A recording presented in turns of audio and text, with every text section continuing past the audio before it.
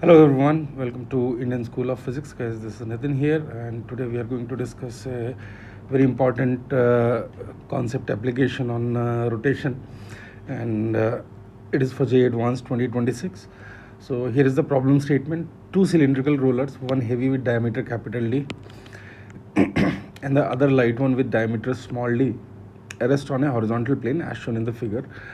A string is wound around the larger roller, allowing horizontal force P. So force is applied here.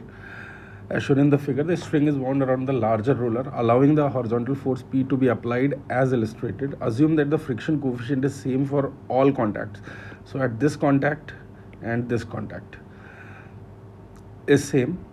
Determine the limits of mu so that the larger roller can be pulled over a smaller one.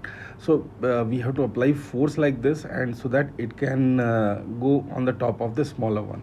So you can understand here, this smaller roller is going to be stationary and it is going to climb. So this contact is not so important or not so significant for us.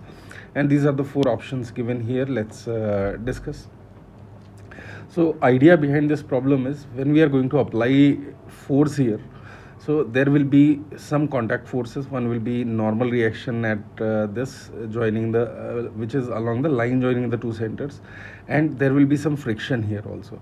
So when we are trying to pull this, the friction will be here, and normal reaction will be like this, and another one will be normal reaction at this point and friction at this point. These are the forces available. So what we have to do is, we have to balance the torques and horizontal forces on this roller, because it is not going to move. So let's proceed further. So first part is some geometrical aspect. You can see here, this angle will be useful for us. So let's calculate the value of this angle. So we can write it as either in terms of diameter, that is d1 minus d2 by 2, or simply it is r2 minus r1, and this one will be r1 plus r2, which is capital D plus small d by 2. So from here, this sine alpha is known to us. Sine alpha is going to be d minus d by d plus d. And on the smaller roller, we can balance the forces and we can balance the torque. Just now I have explained about this forces. So from first roller, bigger one, normal reaction, and the friction action reaction pair will be like this on the another one. And at the ground, this friction 2, which is mu n2, and we are considering the extreme position, where when it is just going to climb on the top of smaller roller, or you can say frictions are taking its limiting value at both the contacts, and this is n2. So when we take torque here, so we can easily say that mu2 n2 into r2 and mu1 n1 into r2. So mu and mu is same. If it is different, then mu1 n1 is equal to mu2 n2 for general case, and here we are going to get n1 equal to n2 from this part. Okay.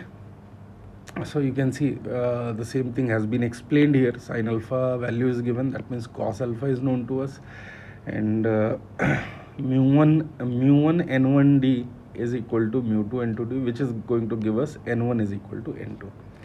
Now the second part, since weight of the second roller is unknown to us, it is not given, so we will not balance the forces in vertical direction.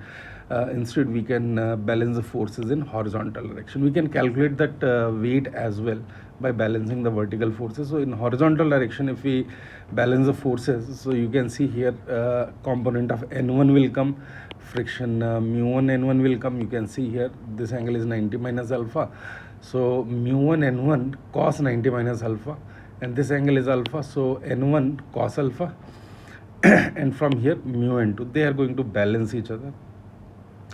So mu n2 plus mu1 n1 cos 90 minus alpha is going to be n1 cos alpha. Since n1 is equal to n2, if we simplify this, we are going to get mu is equal to, and sin alpha cos alpha values are known to us, so we can substitute the values of this. Rest is calculations. So we are going to get mu limiting value of mu as under root of d by d. So this is the minimum value of mu. For limiting case, friction is going to take maximum value. So here we can say the necessary condition is going to be mu should be greater than or equal to under root of small d by d. I'm not explaining the calculation part. I hope you guys can do that easily. So it's an easy problem. At the same time, it is challenging as well. So some of you will be would have solved this problem earlier. I think A part is going to be D part is going to be the answer for this, small d by d. Yeah. So that's it in today's problem.